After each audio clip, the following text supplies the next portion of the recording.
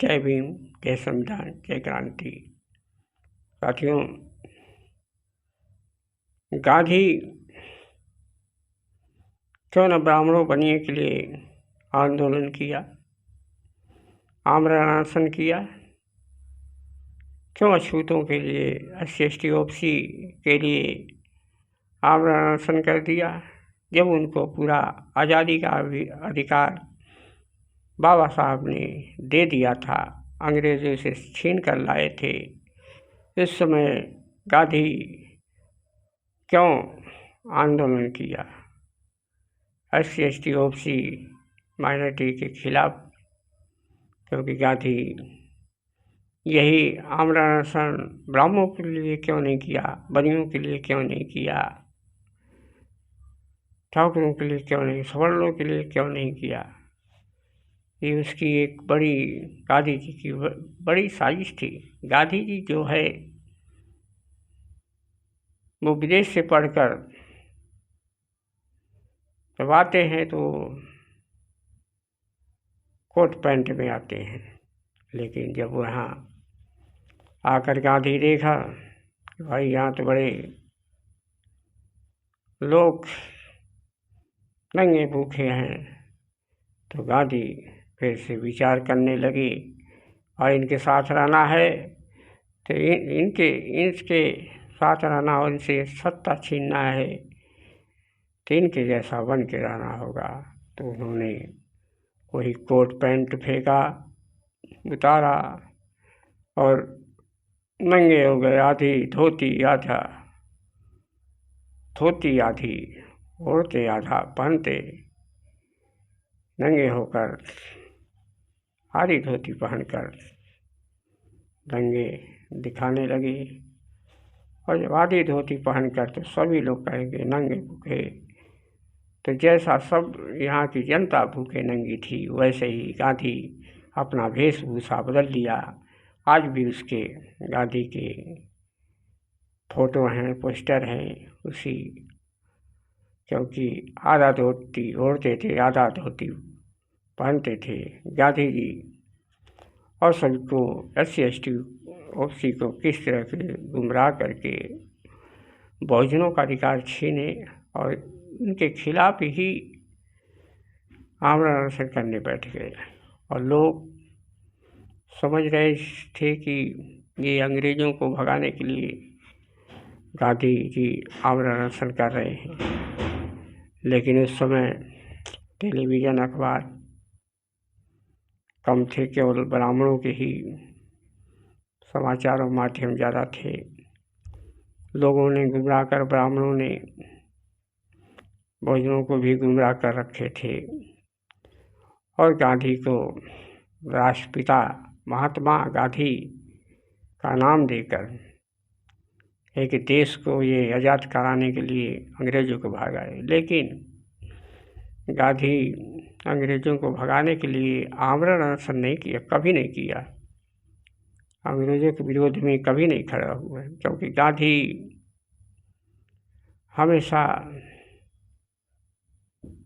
SC/ST OBC के खिलाफ भी जब भी खड़े हुए गांधी, तो SC/ST OBC माइनॉरिटी के अधिकार छीनने के खिलाफ हुए,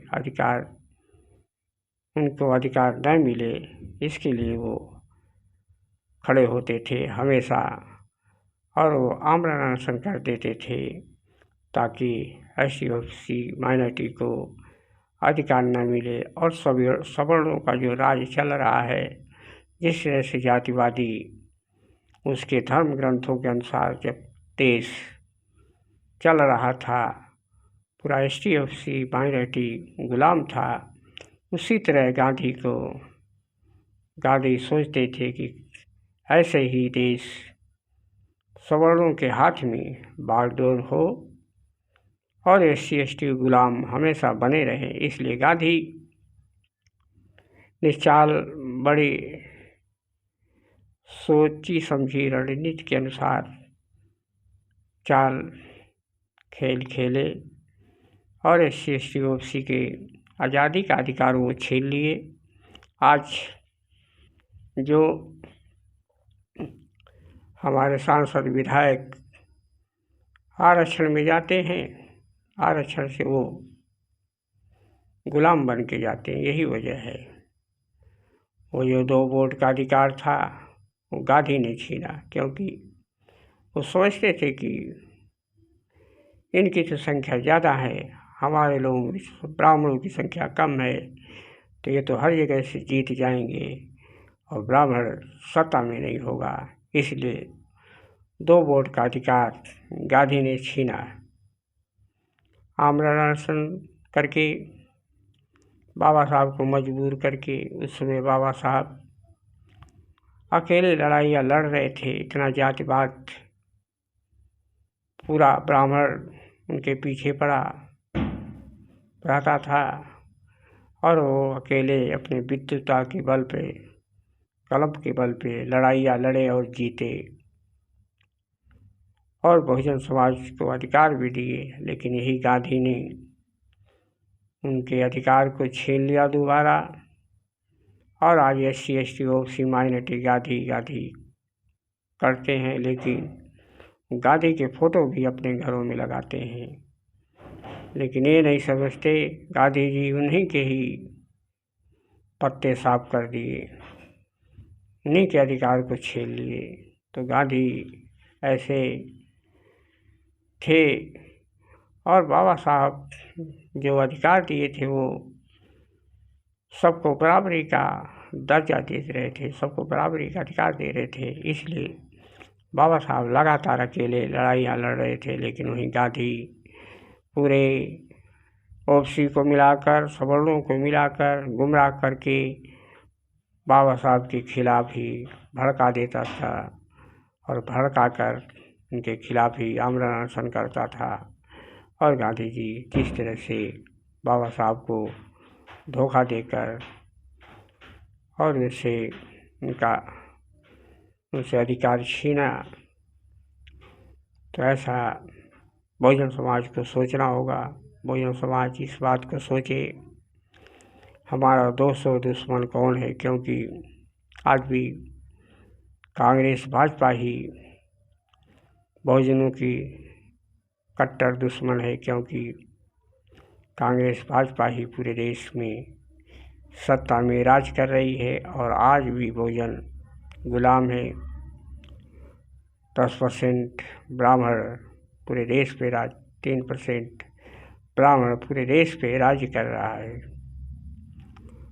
और 80-90% लोग गुलाम बने हुए। तो ये सोचने वाली बात है कितनी साजिश के तहत ये षड्यंत्र गांधी जी ने रचा था और बाबा साहब ने जिस तरह से इस कारवां को आगे बढ़ाया, उनको मौका मिला। बड़े कठिन परिश्रम के साथ ही उनको संविधान बनाने का मौका मिला।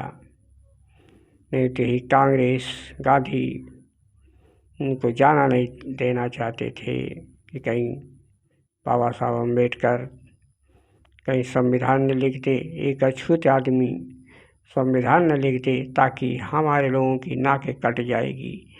गांधी को ये विचार आते थे, सवर्णों के ही विचार आते थे, नेहरू के ही विचार आए थे कि एक अछूत कैसे संविधान लिखेगा, देश का एक अछूत के हाथ से देश संविधान लिखा हुआ कैसे चलेगा।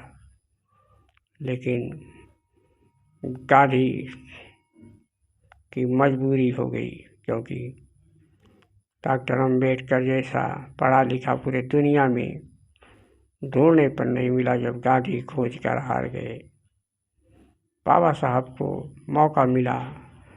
बड़े कठिन परिश्रम के साथ मुस्लिम समाज अनेकों लोगों ने सपोर्ट किया, सरदारों ने सपोर्ट किया।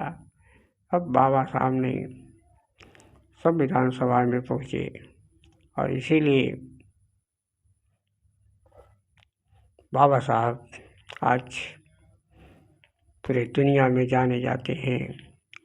पूरा Bahujan Samaj SC ST OBC minority भी उनका जय जयकार कर रही है, जय भीम बोल रही है, क्योंकि वहीं गांधी की लोकप्रियता धीरे धीरे ख़त्म होती नजर जा रही है और बाबा साहब की लोकप्रियता विद्वता बढ़ती जा रही है, क्योंकि बाबा साहब ने जिस तरह से कारवां को लेके आगे बढ़े, जिस तरह से बहुजनों को अधिकार दिया, इससे लोग प्रभावित हैं। लोग आज भी प्रभावित हो रहे हैं बाबा साहब के विचारों से, उनके ऐसे कार्यों से लोग प्रभावित हैं। जय भीम। नमो।